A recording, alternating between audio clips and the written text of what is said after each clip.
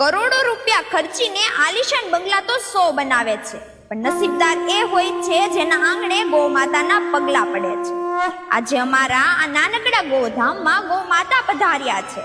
ભલે આજે આ શેડ લાકડાનો હોય અને જગ્યા ભાડાની હોય, પણ અમારો મનોરથ હિમાલય જેવો અડગ છે। હાર પહેરાવી પૂજા કરી હવનની પવિત્ર જ્યોત સાક્ષી છે કે હવે અમારું આ જીવન ગૌ માતાની સેવામાં સમર્પિત છે।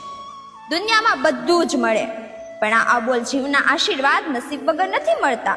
અમારે કોઈની વાહવાહી કે કોઈ અપેક્ષા નથી।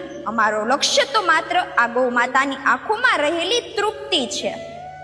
સેવા એ પ્રદર્શન નથી, સેવા એ તો અંતરની અનુભૂતિ છે।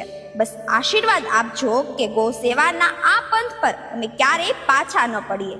જય ગૌ માતા, જય ગોપાલ। શ્રી સ્વયં સુકૃતિનામ ભવનેશ્વર।